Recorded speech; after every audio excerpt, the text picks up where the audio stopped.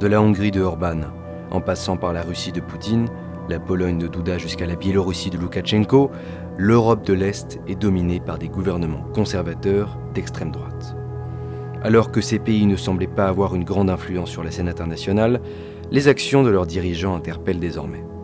On parle alors de montée des mouvements populistes et conservateurs dans cette partie de l'Europe. Mais comment expliquer ce soudain changement ?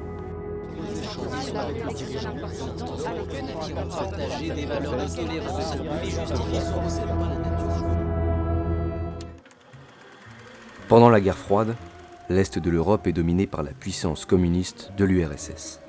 Mais, en 1988, le bloc Est implose à la suite du discours de Gorbatchev, le dernier dirigeant de l'URSS qui affirme qu'il souhaite réduire la course à l'armement et que la liberté des choix des peuples est un principe universel sans aucune exception. Ainsi, dès la fin 1989, et suite à la chute du mur de Berlin le 9 novembre 1989, tous les pays sous le joug communiste prennent leur indépendance. Faisons alors le point sur le contexte géopolitique de cette période. L'URSS s'est écroulée, la puissance capitaliste des États-Unis est sortie plus forte et plus influente que jamais de cette guerre, et le mouvement de démocratisation qui suit l'Europe de l'Ouest impressionne. On peut alors comprendre que les pays d'Europe centrale et orientale, en retard, cherchent à imiter les modèles politiques et constitutionnels occidentaux et qu'ils se lancent dans leur transition démocratique. Durant la vingtaine d'années qui suit la guerre froide, la Pologne, la Hongrie ou encore la Biélorussie suivent donc un modèle bien précis: transition démocratique, consolidation, intégration européenne. Toujours attirés par les modèles démocratiques de l'Ouest et par l'image que renvoie l'Union européenne en plein essor. Mais alors, pourquoi les gouvernements de ces pays semblent s'être autant éloignés des principes démocratiques ? On peut énoncer deux raisons. Premièrement, le processus énoncé de transition démocratique, consolidation et intégration européenne a été pour la plupart de ces pays atteint, ce qui leur a apporté une confiance toute nouvelle. Parallèlement, l'Union européenne a montré certains signes de faiblesse, en se montrant hésitante lors de décisions importantes et en étant montrée du doigt sur ses scores toujours impressionnants d'abstentionnisme lors des élections.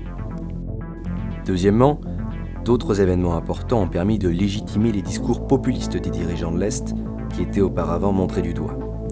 On peut notamment parler du Brexit, et pour cela on vous renvoie au Report Actu numéro 2, qui témoigne d'un mouvement de souverainisme et d'un certain nationalisme. Cet événement marque en plus un tournant majeur quant à l'Union européenne. En effet, ce pays représentait l'un des piliers de cette union, ce qui lance donc un processus de déconstruction, du moins dans les esprits, des bases démocratiques de l'Europe de l'Ouest. Ainsi, des événements comme le Brexit ou comme l'élection de Donald Trump, nationaliste d'extrême droite, en 2016, légitiment les mouvements populistes et défendent les bases démocratiques que représentaient l'Europe de l'Ouest et les États-Unis.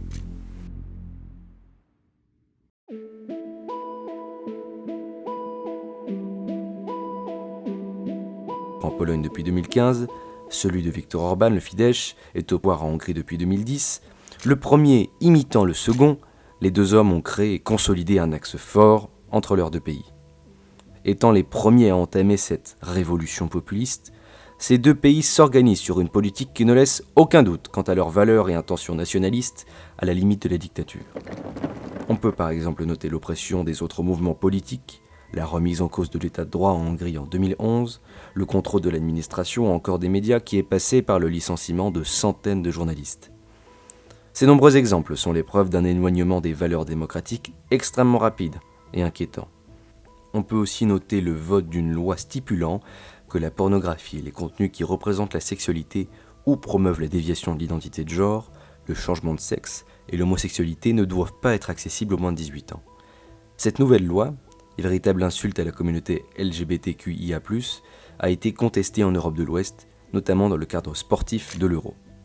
Cet axe, entre Budapest et Varsovie, représente donc bien l'écart qui se creuse entre la démocratie des gouvernements d'Orban ou de Kaczynski. Ces deux hommes ne cachent pas d'ailleurs leurs intentions. Ils prônent un changement de l'Union européenne elle-même, ses structures, ses processus de prise de décision et souhaitent une contre-révolution en Europe. En Biélorussie, on assiste aussi à de graves manquements à la démocratie.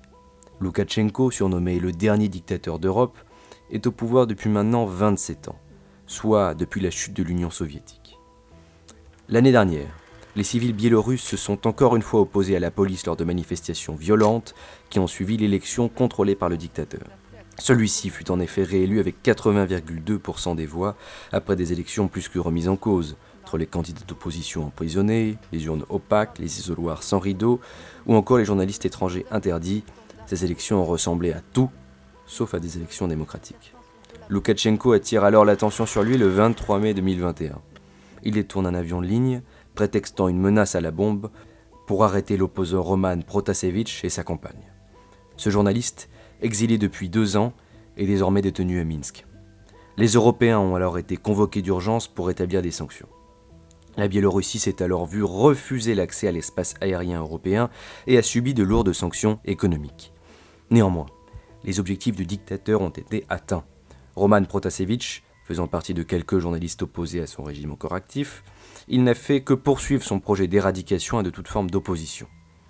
De plus, alors que cet événement a immédiatement choqué, les décisions et sanctions de l'Union européenne n'ont pas été immédiates, ce qui a eu pour effet de montrer une certaine faiblesse de l'Union européenne, accusée de ne pas avoir été assez réactive et ferme. La Biélorussie est aussi un allié de la puissance qu'est la Russie de Vladimir Poutine, avec laquelle elle entretient d'étroites relations. En effet, malgré certains désaccords, notamment au sujet de l'Ukraine, Poutine redoute également une révolution en Biélorussie et soutient donc le dictateur Loukachenko. De son côté, Poutine règne depuis 1999 alternativement comme président du gouvernement et président de la Fédération de Russie. De façon similaire aux autres gouvernants évoqués, il sait contrôler les scrutins, les médias, les opposants. C'est notamment ce qu'a montré les incidents liés à l'opposant Alexei Navalny. D'abord blogueur, il est emprisonné pour la première fois en 2011 pour avoir dénoncé l'escroquerie des élections présidentielles. Il se présente ensuite comme candidat aux élections et tente diverses stratégies pour faire élire un nouveau parti. Il est alors empoisonné en 2019, puis victime d'un profond coma et transféré en Allemagne. Mais il revient à Moscou 5 mois après sa convalescence et est immédiatement arrêté, emprisonné et désormais isolé, sans que l'on ait de nouvelles précises. Poutine fait aussi une démonstration de la puissance qu'il détient sur tout opposant, Navalny servant d'exemple. On peut toutefois noter que même si cet opposant incarne un infime espoir de changement, son positionnement politique suit également la poussée nationaliste de l'Europe de l'Est, ayant par exemple participé aux marches russes, événement ultranationaliste et xénophobe. Il représente une opposition d'extrême droite. Pour conclure, les pseudo-dictateurs de l'Europe orientale gouvernant depuis environ une vingtaine d'années ne comptent pas s'arrêter là, comme le montrent les actes de chacun. Certains envisagent une révolution visant les démocraties de l'Ouest, tandis que tous répriment violemment les quelques opposants publics.